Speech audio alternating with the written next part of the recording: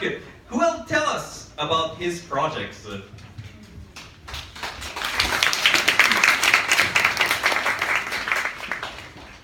Hi there. My name is Chuck, and I'm an organic farmer, and I'm going to read from cards. I've been farming for about 9 years in Shiga, rural Shiga, and I combine Japanese techniques and modern organic techniques to make wonderful vegetables in the mountains of such a beautiful area in Japan. I produce about 3 seasons of vegetables because the snows are so heavy, I can't produce in the winter. And I start in about May getting vegetables, and I finish in about mid-December. And through my techniques, I've been able to farm about 1 month longer than everybody else in the valley. Surrounding my farm, there's life and death struggles all the time. And it's very beneficial for a farmer to have a balanced ecosystem with a lot of different animals and plants and things going on. It strengthens the farm. It strengthens the output. The river system is very important to the valley. The animals, the birds, the insects, the fish, everything works together. And it's a great place for recreation as well. And we try to stay in balance with the farm because we don't use chemicals. There's no runoff. So we use the water from the rivers to water our farms. We also have events that we have people from the city up, from Osaka, from Kyoto, to come up to do camping, hiking, barbecues, photo events, kids events, things like that, to try to revitalize the community. A lot of rural areas in Japan are suffering, so we're trying to do our best to build them up. These are the campgrounds we use for our events. They're beautiful, absolutely stupendous, and they're empty. Nobody's using them. Why? So I've come in and I'm trying to take over and make an ecological center in one and make a farming center in another, just to try to build up Japan. These snow events are very, very popular, especially for kids. I have a 6-year-old son and he's in these pictures.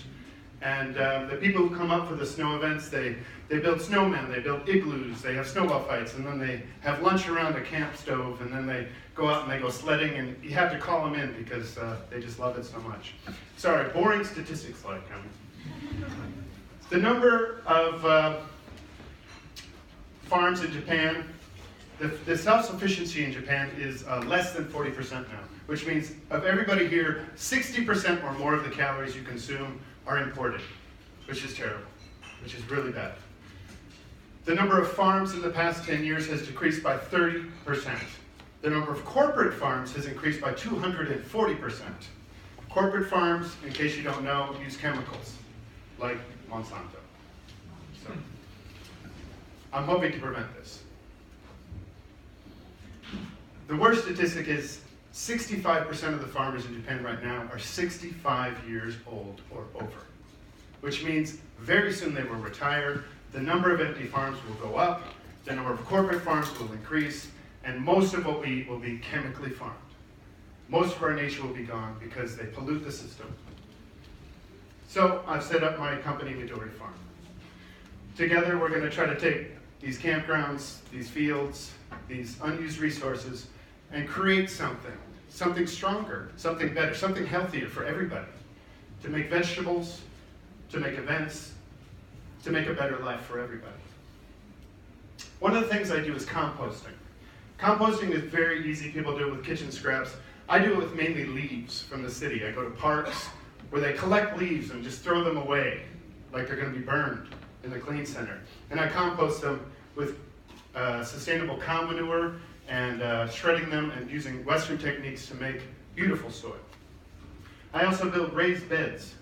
These raised beds allow me to farm 1 month longer than anybody else in my village.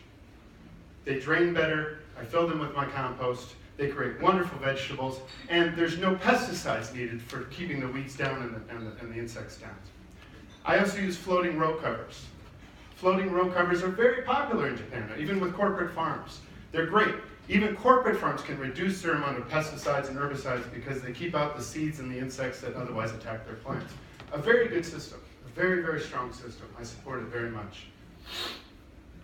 I market my vegetables around Kyoto City as best I can to my friends, to my to some cafes, but 60% of my vegetables are eaten by monkeys. So a restaurant cannot depend upon me to always have a source of vegetables. So I'm looking for other avenues of support.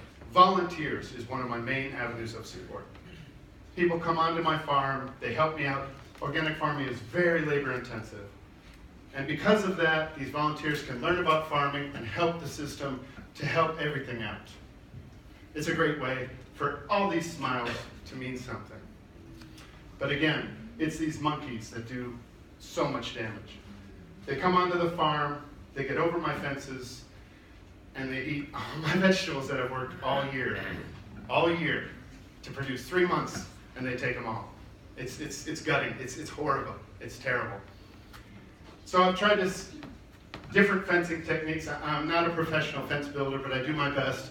And what I'm trying to do is build a crowdfunding campaign so that I can make the electric fences that all the locals have who have the money to build them.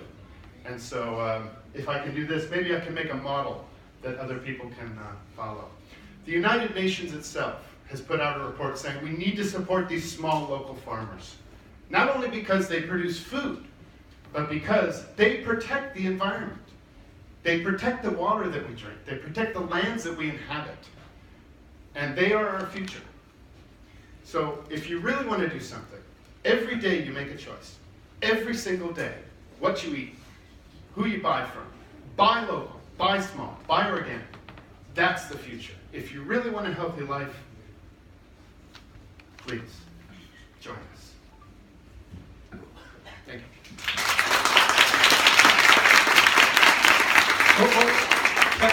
Please stay here. Great presentation. And I gotta go back to the farm. And you were worrying about doing your presentation. Do we have a question for Chuck? Yes. I would like to go on your farm. And by the way, there's a lot of farms in Japan. Why do you choose Shiga? Actually, there are not a lot of farms in Japan.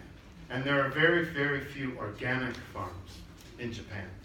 And there are very, very, very, very few organic farms that people can visit and learn about organic farming and participate. I chose Shiga because I love the area. I have friends there. They recommended me to a farmer who was too old to farm his lands. He said, please, Chuck, please, you can use this land. He worked his whole life to farm the land, and he was so happy to have somebody to work it. And then more farmers invited me, and that's why I chose Shiga. And you're always welcome. There's flyers near the door. Thank you. Thank you very much. Great. Thank you very much, Chuck.